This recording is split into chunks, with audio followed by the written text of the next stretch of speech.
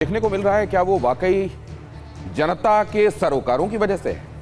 क्या छात्रों के मुद्दों पर राजनीतिक पार्टियों के सरोकार की वजह से वो देखने को मिल रहा है जो आज आपको देखने को मिल रहा है? या फिर राजनीतिक पार्टियों को छात्रों के आंदोलन ने, उनके उभार ने मजबूर किया है कि वो उनके मुद्दों की तरफ ध्यान दें? और अब जो ये ध्यान दिया जा रहा है, इसमें ध्यान देते हुए दिखने की कवायद ज्यादा है या वाकई ध्यान देकर छात्रों के विषयों, उनके गंभीर मुद्दों को सॉल्यूशन की तरफ ले जाने की ये जद्दोजहद है, ये उसकी कवायद है? यही समझने की हम कोशिश करेंगे आज अड़ी में छात्र चैप्टर वोट फैक्टर। क्या छात्रों के इस पूरे के पूरे समूह को, अलग अलग एज ग्रुप के छात्रों के समूह को, जाहिर है जो 18+ हो गए हैं, उनको अब वोट बैंक की तरफ देखा जा रहा है और इसीलिए ये रस्साकशी चल रही है जो सदन के भीतर तक दिखाई दे रही है? या ऐसा नहीं है? राजनीतिज्ञ इस बात को समझते हैं कि वो जब तक जनता की नब्ज नहीं टटोलेंगे, जब तक वो उनके सरोकारों के मुद्दों को सामने नहीं रखेंगे, तब तक जाहिर है उनका राजनीतिज्ञ होना सार्थक नहीं होगा। इसीलिए ऐसा किया जा रहा है। इसमें प्योर पॉलिटिक्स हो रही है, केवल राजनीति हो रही है, या राजनीति के जरिए समाधान तक पहुंचने की कोशिश हो रही है? यही हम समझेंगे आज टीवी 9 भारतवर्ष में। अड़ी देख रहे हैं आप। सबसे पहले ये अपडेट दे दूं, राज्यसभा में एंटी पेपर लीक बिल पर घमासान। मल्लिकार्जुन खड़गे ने बिल को अधूरा बताया। यह बिल किसी काम का नहीं, खड़गे ने कहा। पीएम मोदी पर खड़गे का हमला। पीएम वीडियो बनाते हैं, सदन में नहीं आते।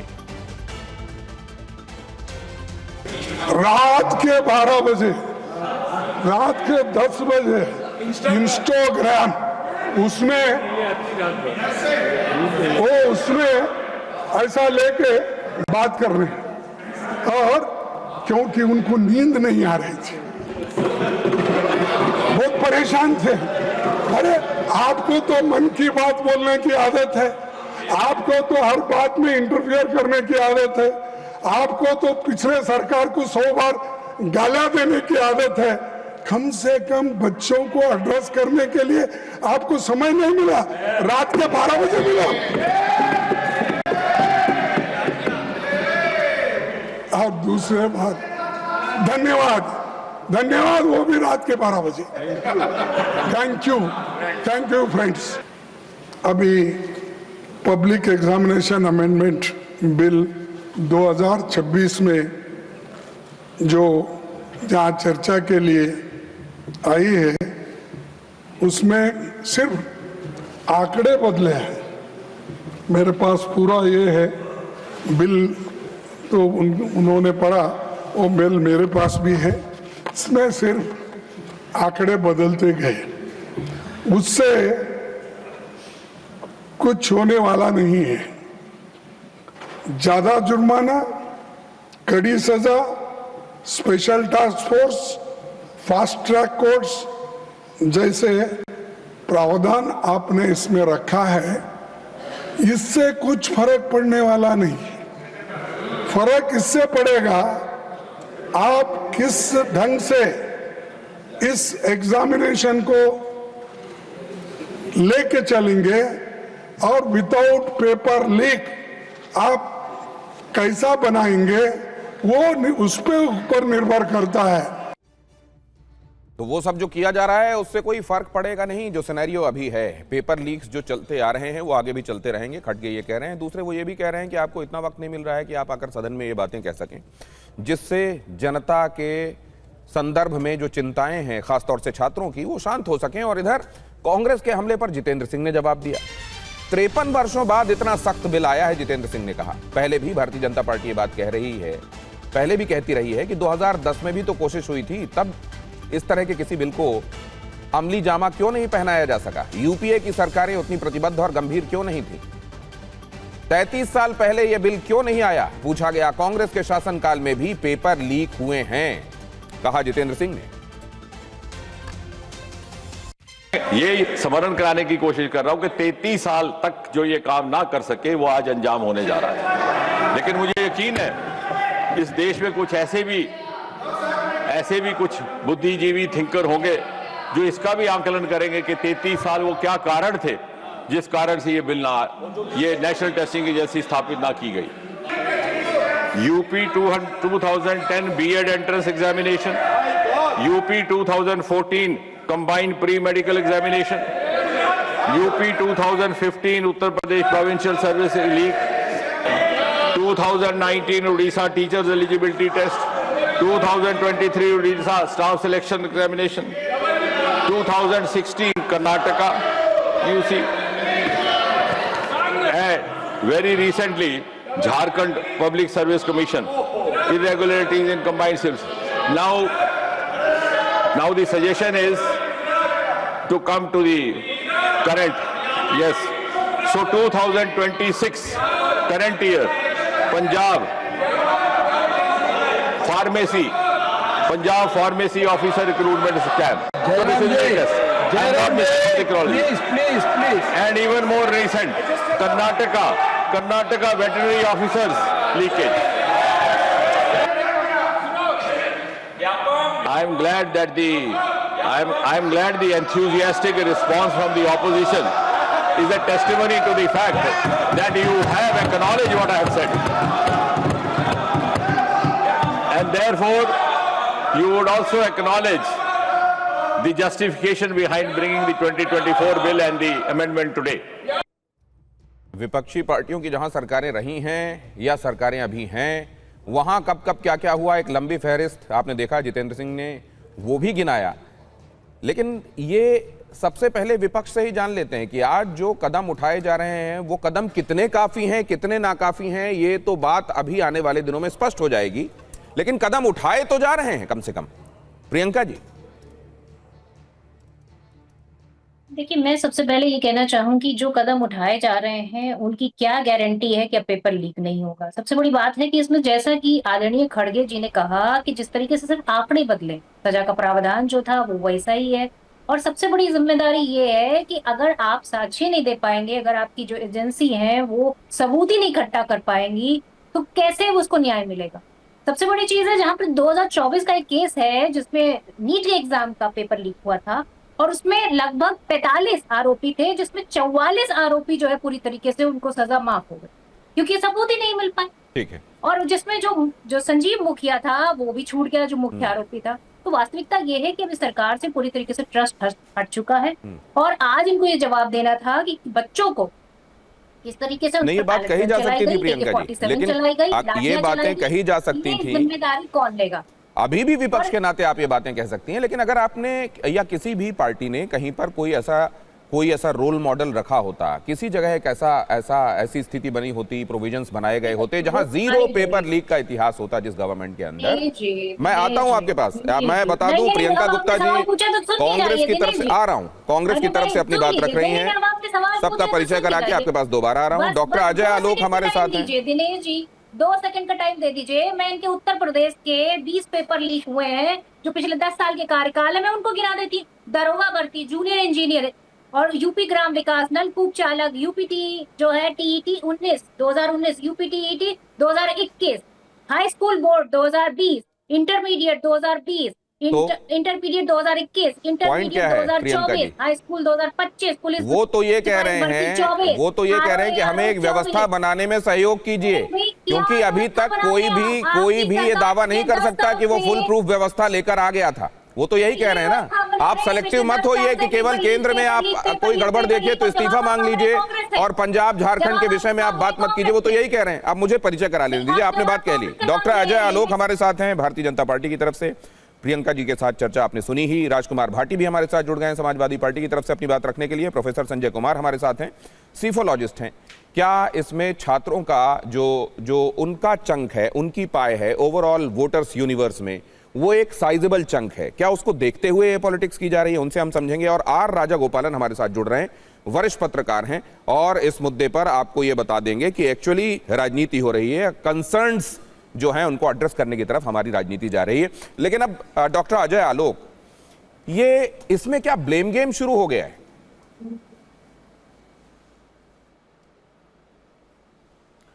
ब्लेम गेम नहीं है दिनेश जी, ये हताशा और निराशा है। कि सोल्यूशन क्यों, समाधान क्यों निकल रहा है, क्योंकि मकसद समाधान निकालना है ही नहीं, मकसद तो व्यवधान पैदा करना है। देखिए अभी प्रियंका जी ने कहा इसकी क्या गारंटी है कि सज़ा हो जाएगी, इसकी क्या गारंटी है कि वो पकड़े जाएंगे, इसकी क्या गारंटी है। मतलब ये तो वही बात हो गई ना कि छोटा बच्चा है उसको गोद से उतारो ही मत, ज़मीन पे खड़ा ही मत करो, इसकी क्या गारंटी है कि वो चल पाएगा कि नहीं, वो दौड़ पाएगा कि नहीं, तो इसलिए उसको गोद से ही मत उतारो, हमेशा गोदी में बैठा के रखो। इच्छा शक्ति होती है ना भाई। 33 साल में आप तो एक भी कानून नहीं ला पाए। आपके पैनल में मेरे सामने राजकुमार भाटी जी बैठे हुए हैं, ये एक कानून लाए थे भाई साहब, बहुत ज़ोर शोर से छाती पीट के कानून लाए थे कि हम नकल विरोधी कानून वापस करवा देंगे, इन्होंने किया भी। तो यहाँ पे तो नकल विरोधी समर्थक हमारे सामने बैठे हुए हैं और वो हमें ज्ञान दे रहे हैं संसद में। कांग्रेस पार्टी इतने दिन सत्ता में रही, आज तक नकल विरोधी कानून नहीं ला पाई, 2010 में भी कोशिश की, नहीं ला पाई। समाजवादी पार्टी तो नकल समर्थक पार्टी है, नकल समर्थी कानून ले आई और यहाँ बैठ के फिर मैं बीच में नहीं बोल रहा था, और फिर बैठ के मुझे हम लोग को यहाँ ज्ञान देना कि आप ये क्या कर रही हैं। संजीव मुखिया कर रही थी, मैं बिहार का हूँ, प्रियंका जी बता देता हूँ आपको, सुनिए। संजीव मुखिया अभी भी बेऊर जेल में है, पता है क्यों? सिर्फ ये नीट का मामला नहीं है, उस पर 13-14 मामला है, अन्य मामलों में 7 मामलों में उसको सजा हो चुकी है। बारी आने पे प्लीज। अरे सुनिए, आगे से अधूरी जानकारी मत दिया कीजिए कि संजीव मुखिया पूरा बरी हो गया। बरी नहीं हुआ, 14 मामलों में ऑलरेडी है, 7 मामलों में सजा हो चुकी है, अभी भी बेऊर जेल में है। इसलिए इस मामले में भले सीबीआई को कोई सबूत नहीं मिले, बाकी सब मामलों में सबूत है, इसलिए संजीव मुखिया कोई बरी नहीं हुआ। इसलिए ज़बरदस्ती का जब अज्जल गगरी छलकत जाए वाला हिसाब किताब मत कीजिए। आज क्लियर कट बात है, आज छात्रों के लिए एक ऐतिहासिक दिन है। आप सोचिए, एक छात्र, अब मेरे ही बेटे को ले लीजिए, अपने बेटे को ले लीजिए, जो मेहनत कर रहा हो 12th के बाद, 12th के पहले 4 महीने से कि उसको एंट्रेंस जाना है, IIT JEE जाना है। खैर JEE में तो कभी लीक नहीं हुआ जब से कंप्यूटराइज पेपर हो गया, नीट जाना है, पेपर लीक हो गया। अब उसको अपनी मेहनत से आते हैं 630 नंबर। लीक वाले एक बच्चे को, जिसको 12th में आ रहे हैं 50% मार्क्स, लेकिन उसको एंट्रेंस में आ रहा है 705, उसको अच्छा कॉलेज नहीं मिलेगा, लेकिन लीक वाले को मिल जाएगा। ऐसे छात्रों के लिए कितनी बड़ी राहत की बात है कि अब लोग डरेंगे ये लीक करने से, क्योंकि 3 महीने के अंदर ट्रायल पूरा करके सजा देनी है। ठीक है, ये दबाव है कि एजेंसियों पे कि आपको 3 महीने के अंदर ट्रायल पूरा कर लेना है। डॉक्टर अजय, पहले 2024 में भी मतलब एक ठीक ठाक सख्त कानून आया था, उसमें भी सजा के, ये ठीक है कि आज ज्यादा कड़े प्रावधानों की बात हो रही है, लेकिन तब भी कड़े प्रावधान थे। सवाल यह है कि प्रिवेंशन के लिए क्या किया जा रहा है। ये क्राइम के बाद पनिशमेंट के लिहाज से, खौफ पैदा करने के लिहाज से ठीक है, लेकिन क्या ये प्रिवेंटिव मेजर्स हैं? ये नहीं, ये एक तरह से मैं कहूंगा कि डेटरेंस, आप डेटरेंस कहना चाह रहे हैं? डिटेंशन के मेजर्स हैं कि आपके डेटरेंस मैं शब्द भूल रहा था, डेटरेंस है ये। एक डेटरेंस है, प्रिवेंटिव मेजर्स तो हम ऑलरेडी ले चुके हैं। प्रिवेंटिव मेजर्स के तहत ही ये हाई टास्क पावर कमेटी बनाई गई है। पूरे एग्जामिनेशन को JEE की तरह कंप्यूटराइज मोड में किया जाएगा, मल्टीपल चरण में एग्जाम्स होंगे, एक क्वेश्चन पेपर नहीं रहेगा जिस तरह JEE में होता है, JEE एडवांस और मेंस, उस पैटर्न पे एग्जाम को ले जाएंगे। तो ये सारे preventive measures already in place हैं, जिसपे हाई पावर्ड कमेटी बना दी गई है, जिसकी अलग अलग विभाग है, लॉजिस्टिक्स अलग हैं, प्रिंटिंग का कोई झमेला नहीं रहेगा, प्रिंटिंग को हमने कंप्लीटली निकाल दिया, क्वेश्चन बैंक्स कितने लोगों से रिकवर करने हैं, अलग अलग स्तर पे सरकार हर तरह से वो काम कर रही है। क्यों प्रियंका जी, मैं आप तो लगातार प्रियंका जी मैं निवेदन करता हूं, आपकी बारी आने पे बोलिएगा प्लीज। ऐसे में होगा क्या ना कि आपकी बात लीक हो जाएगी, उनकी बात भी स्पष्ट नहीं होगी। उत्तराखंड में भी लीक हो गया, फिर गुजरात में भी लीक हो गया। आपके पास आता हूं ना, ये कहिएगा, ये सारी बातें कहिएगा, आने दीजिए, आपकी बारी आने दीजिए। अरे आप लोग को पेपर, प्रियंका जी प्लीज मेरी बात सुनिए, ऐसे मैं कंडक्ट नहीं कर पाऊंगा, मेरे लिए मुश्किल होगी, प्लीज मेरा अनुरोध मानिए, प्लीज ऐसे बीच में मत बोलिए। दिनेश जी, अरे मैं आप ही से रिक्वेस्ट करिए, आप ही पूछ लीजिए कैसे तो पेपर लीक। नहीं, अभी मुझे एक महत्वपूर्ण बात राजकुमार भाटी जी से पूछने के लिए जाने दीजिए। पहले राजकुमार भाटी जी, आप नकल विरोधी नहीं है, नकल समर्थक हैं?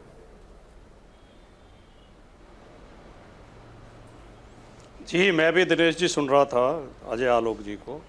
देखिए, आपने अपने शो की शुरुआत बहुत अच्छे तरीके से की, बहुत गंभीर बातें आपने कही, और मैं आपकी चिंताओं से सहमत हूँ कि क्या ये केवल पॉलिटिकल माइलेज लेने के लिए हो हल्ला किया जा रहा है, या हम सब गंभीर भी हैं कि आगे पर्चा लीक ना हो।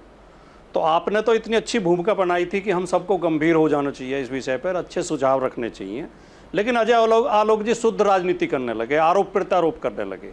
ये बहुत आसान होता है कि हम सामने वाली पार्टी को दोषी ठहराते हैं। आरोप प्रत्यारोप में भाई मैंने वही बोला जो आपने किया। डॉक्टर साहब, अब आप वो मत कीजिए जो प्रियंका जी से आप नहीं चाह रहे थे करें वो। जी अजय आलोक जी, ऐसे नहीं चलेगा, बीच बीच में ऐसे चिल्लाओगे तो नहीं चलेगा। पढ़े लिखे आदमी हो यार, थोड़ा सा मैंने अनुरोध कर लिया, आपने बैनर बना कर रखे करो। वो कानून है इतना खराब था दिनेश गौतम जी कि उसमें ये प्रावधान था कि अगर कोई बच्चा नकल करते पकड़ा जाएगा तो पुलिस एग्जाम रूम से हथकड़ी लगा के उसे थाने ले जाएगी। अब 10वीं क्लास के बच्चे, 14-14, 13-13 साल के बच्चे, उन मासूम बच्चों को हथकड़ी लगाई जाती। क्या कोई भी सभ्य समाज में ऐसा हो संभव है? हमने उस बिल का विरोध किया और स्टूडेंट्स ने पूरे प्रदेश में प्रदर्शन किए थे, पूरे प्रदेश में उसके खिलाफ प्रदर्शन हुए थे, उसकी कॉपी जलाई गई थी, वो तो हमने इसलिए हटाया था। अब मैं आता हूँ इस बात पे कि सख्त कानून एक सप्ताह से हम सुन रहे हैं। दिनेश जी, मैं 10 सेकंड में एक कहानी आपको सुनाऊँ। एक व्यक्ति ने देसी घी की दुकान खोली, तो उसने बोर्ड लगाया अपनी दुकान पे कि देसी घी 100 रुपये किलो, असली देसी घी 120 रुपये किलो, और सचमुच का असली देसी घी 150 रुपये किलो। मोदी जी का तो ऐसा ही हो रहा। अभी 24 में कानून लेकर आए थे, कह रहे थे सख्त कानून है, अब की बार कह रहे हैं बहुत सख्त कानून, अगली बार फिर लेकर आएंगे, कहेंगे असली वाला सख्त कानून। असल में मैंने कई रिसर्च पढ़ी हैं, दुनिया भर में सैकड़ों रिसर्च इस बात पे हुई हैं कि सख्त कानूनों से कभी अपराध रुकते नहीं हैं। इंग्लैंड में एक बार ऐसा कानून था कि जेब काटने पर फांसी की सजा दी जाती थी, आप ही की स्टोरी पे चौराहे पे लगाई जाती थी। दिनेश जी 10 सेकंड में खत्म कर रहा हूं। जी जी प्लीज, 10 सेकंड में खत्म कर रहा हूं। इंग्लैंड में एक बार ऐसा कानून था कि फांसी की जेब काटने पर फांसी की सजा दी जाती थी और सार्वजनिक रूप से दी जाती थी। तो उस फांसी को देखने लिए जो भीड़ इकट्ठी होती थी देखने के लिए, उसमें भी कई लोगों की जेब कट जाती थी।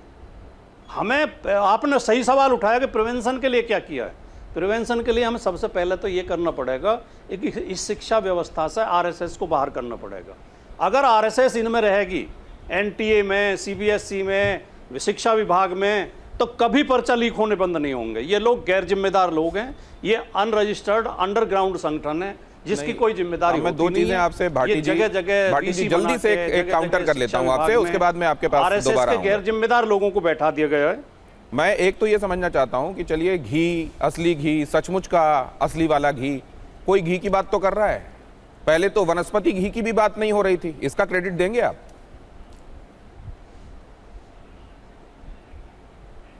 किसको दें क्रेडिट? उनको जिन्होंने पर्चा लीक कराया है उनको, या जिन्होंने बच्चों पे पैलेट गन चलाई है, या उनको जो लगातार झूठ बोल रहे हैं अभी भी कि हमने कोई पैलेट गन नहीं चलाई है, हमने कोई लाठी नहीं चलाई है, हमने पुलिस को आदेश नहीं दिए। किसको दिलवाना चाहते हैं? ये तो बच्चों को श्रेय दिया जाए। इसके लिए तो वो बच्चे जो उनको श्रेय जाता है जो अपने घरों से निकल के सड़कों पर आए, जिन्होंने प्रदर्शन किए, और इसके लिए न किसी पार्टी को श्रेय जाता है न किसी नेता को जाता है। हमारा जो जैन, और दूसरी बात मैं एक चीज और जानना चाहता हूँ भाटी जी, एक जवाब तो आपने दे दिया, इसका काउंटर अब जहां पर है वो काउंटर तो असल में अजय जी की तरफ आना चाहिए, लेकिन मैं एक उत्सुकता और आपके सामने रख रहा हूं। हर एक महत्वपूर्ण पद पर बैठे हुए व्यक्ति की अपनी कोई राजनीतिक विचारधारा हो सकती है, क्योंकि वो एक वोटर भी होता है, लेकिन इससे वो जो काम जिस कुर्सी पर बैठकर एग्जीक्यूट कर रहा है, हम यही उम्मीद करते हैं, हमारा यही अपेक्षा होती है कि उस कुर्सी पर बैठकर अपने कार्यों का, अपने दायित्व का निर्वहन ठीक तरीके से करेगा। बेशक वो इस देश में एक जज की हैसियत से काम कर रहा हो, एक पत्रकार की हैसियत से काम कर रहा हो, एक यूनिवर्सिटी चांसलर की हैसियत से काम कर रहा हो। ऐसे में यह टैग कर देना कि इस कुर्सी पर बैठे हुए सभी लोग एक पर्टिकुलर विचारधारा के हैं और कुएं में भांग घुल गई है, क्या ये ठीक है सर? बहुत स्वीपिंग नहीं है ये? नहीं, बैठाए जा रहे हैं, नहीं उसके सबूत मिल रहे हैं ढेर सारे, उसमें बताया जा रहा है कि कहाँ से आ रहे हैं, किसकी सिफारिश पे आ रहे हैं।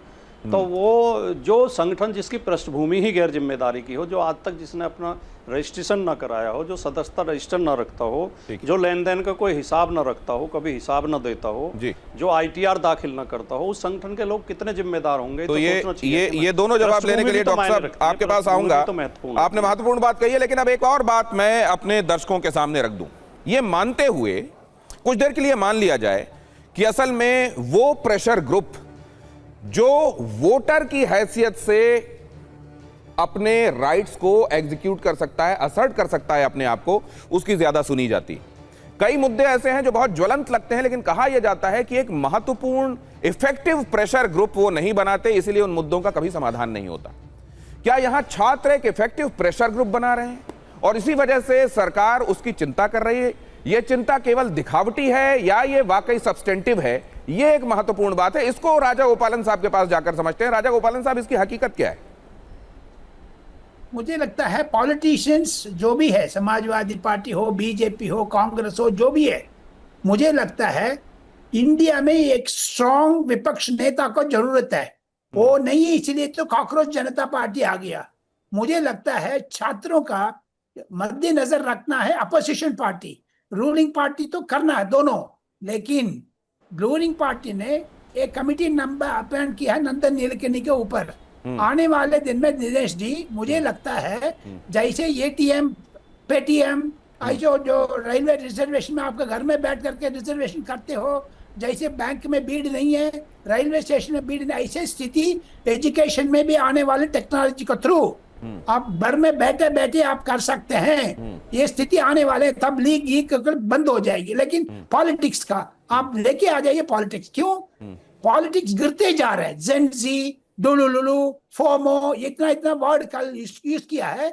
मुझे लगता है पॉलिटिशियंस का जो इम्पोर्टेंस खो गया है। जो भी एनीवन ए टू जेड, इसमें पार्लियामेंट का महत्वपूर्ण स्थिति खत्म कर दिया है। रोड में बात कर रहे, पार्लियामेंट का अंदर ये इडियट। मतलब आप ये कह रहे हैं कि वो काम जो राजनीतिज्ञों को करना चाहिए था, वो ये छात्र आंदोलनों की सूरत में बाहर आते हैं और वो लोग ये काम कर रहे हैं। आप ये कह रहे हैं जनता के सरोकारों को आवाज देने का काम कोई और कर रहा है, पॉलिटिशियंस नहीं कर रहे हैं। का इंपॉर्टेंस में भाग गया है। ये टिकटॉक, टेलीग्राम, ट्विटर, ऐसे में राजनीतिक फैल गया है। जो पहले स्थिति थी वो सारा खत्म होते जा रहे। ये इंडिया डेमोक्रेसी का डेंजर है। ये विपक्ष के नेता दूसरी चीज से दिनेश जी मैं एक करके बोल रहा हूँ, रीजनल पार्टीज कांग्रेस का दबाव में आ गया, इंक्लूडिंग समाजवादी पार्टी। ये देखिए नीट 5 दिन 6 दिन हो गया, राम मंदिर इश्यू क्या नहीं उठा रहे?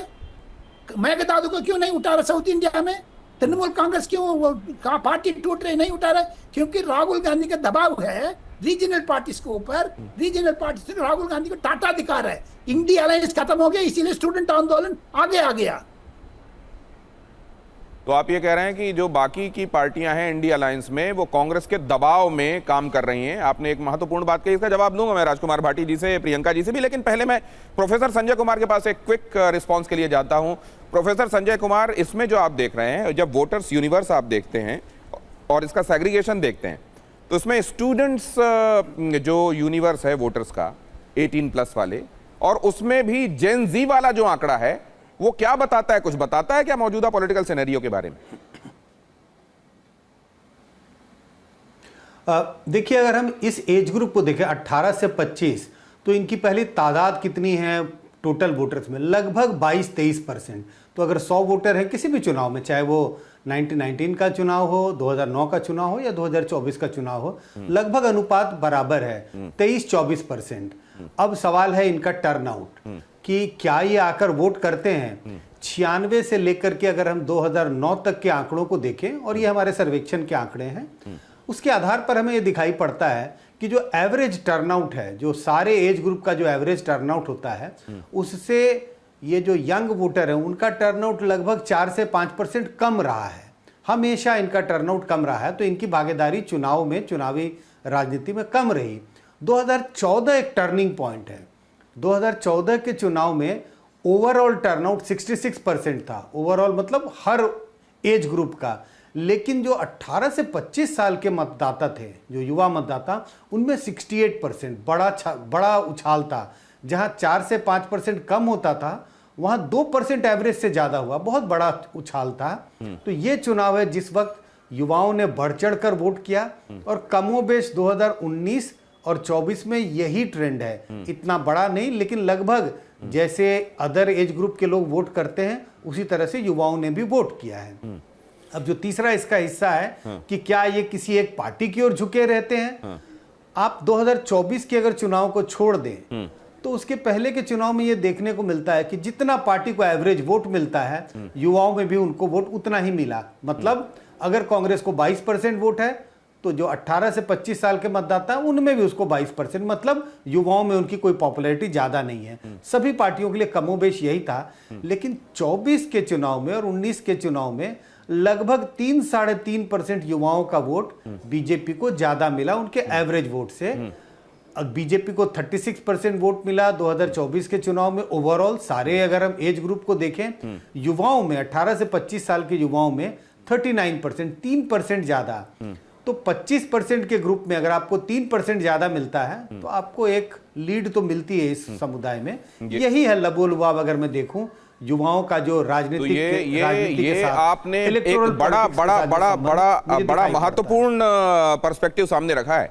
इसको लेकर निश्चित रूप से मैं प्रियंका जी के पास जाना चाहूंगा कि प्रियंका जी, अगर ये एक लॉन्ग स्टैंडिंग प्रॉब्लम है जिसका सॉल्यूशन अब सीख किया जा रहा है, तो युवाओं का इंक्लिनेशन कम से कम चुनावों के हिसाब से कुछ बता रहा है क्या भारतीय जनता पार्टी पर उनका कितना भरोसा है या नहीं है? देखिए, भरोसा टूटा है ये तो सबके सामने आज नहीं, हम तो लोग 24 के चुनाव की बात कर रहे हैं। नहीं, मैं चुनाव की बात कर रही हूँ। चुनाव तो आने वाला है, आप चुनाव में ही तो बताएंगे ये बच्चे आपको। भरोसा टूटा है, जिस तरीके से आपने लाठी चलाई, पैलेट गन चलाई, उससे भरोसा टूटा। उन बच्चियों को आपने क्या कुछ नहीं कहा। आपकी सांसद इतनी बेहूदी बातें उन बच्चियों को कह रही हैं कि वो बॉडी काउंट फ्लॉन्ट करते हैं, वो बॉडी फ्लॉन्ट करते हैं, वो गृहिणी बनने के लायक नहीं है। और आपने उनको गटर छाप बोला, आपने उनको अगली बोला। आपको उम्मीद है कि आपको वो वोट करेंगे? यहाँ बैठकर जो वरिष्ठ पत्रकार है वो कह रहे हैं कि अरे भाई, राम मंदिर का मुद्दा नहीं उठाया, आपने सुबह संसद की वीडियोस नहीं देखी, या आप सोशल मीडिया पे नहीं रहते, ये आपकी प्रॉब्लम है। उज्जैन जी अगर सोशल मीडिया पे रहता है और आपसे ज्यादा बोल पाता है तो इसका मतलब कि वो ज्यादा इंटेलिजेंट है आपसे।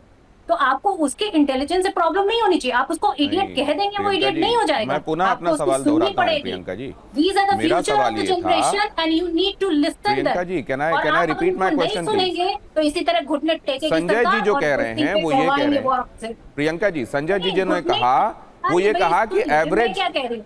मेरी बात तो सुन लीजिए आप। उन्होंने कहा 24 में 3% बढ़ा है। स्टूडेंट्स यूनिवर्स जो वोटर्स का है, उनका वोट परसेंटेज टुवर्ड्स बीजेपी बढ़ा है 2024 में। अरे भाई, मैं वही तो आपको समझा रही हूँ, जो बढ़ा है वो घटेगा, इसलिए ये चिंता बीजेपी की है। अच्छा, तो अब ये मोहभंग अभी हुआ है, आप ये कह रही हैं 2024 में ये कोई कंसर्न नहीं था, स्टूडेंट्स का ये कंसर्न अभी हुआ है।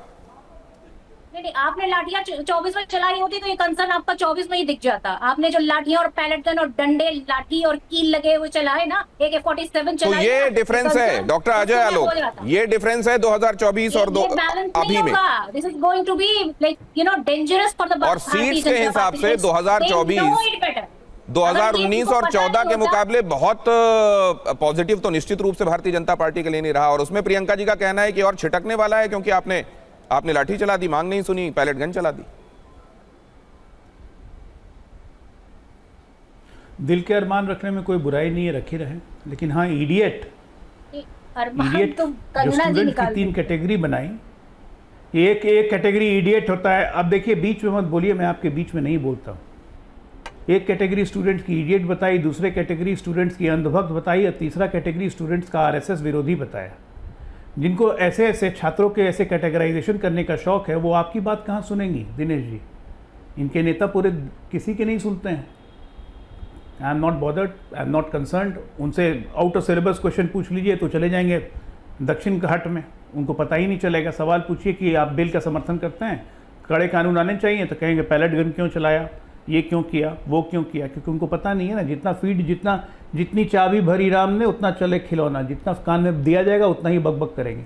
तो इन लोगों की तो बात करने का कोई मतलब नहीं है। भाटी जी ने बड़ी अजीब बात बोली कि हमने कानून इसलिए विड्रॉ किया क्योंकि 10वीं का छात्र अगर नकल करते हुए पकड़ी जाए तो उसको हथकड़ी पकड़ के ले जाए, पहना के ले जाते हैं। बताओ मासूम छात्र का क्या हाल। 10वीं का छात्र की उम्र होती है 16-17 साल, एक ग्रोइंग एज होती है, जहाँ माँ बाप सिखाते हैं कि चोरी नहीं करना चाहिए, जहाँ शिक्षक ये शिक्षा देते हैं कि चोरी नहीं करना चाहिए, और गलती करने पे सज़ा मिलती है, गलती करने पे समझाया जाता है। लेकिन जब माँ बाप अगर चोरी करवाने लगे, जो उत्तर प्रदेश में खुलेआम देखते थे कि सेंटर्स में माँ बाप भाई बहन जाके चोरी करवा रहे हैं, वैसे में कानून आप लाते हैं कि हम नकल विरोधी कानून वापस लेते हैं और इसको जस्टिफाई कर रहे हैं। अजीब हालत है। मतलब कैसी पार्टी, कैसा राजनीतिक तंत्र हम चाहते हैं इस देश में भाई? बच्चों को हथकड़ियां लगाने का प्रोविजन बन गया था, जो कि नहीं होना चाहिए था, इसलिए उन्होंने विरोध किया। राजकुमार भाटी बता रहे थे अभी। एक मिनट, मुलायम सिंह यादव ने कहा था लड़कियों से गलती हो जाती है, अब रेप करने का क्या मतलब है, सबको फांसी पे चढ़ा दे? मत चढ़ाइए, मासूम लड़के हैं भाई, कभी कभी रेप हो जाता है, फांसी थोड़ी नहीं दीजिएगा रेपिस्ट को। निर्भया कांड में क्यों कानून नहीं बनाना चाहिए था?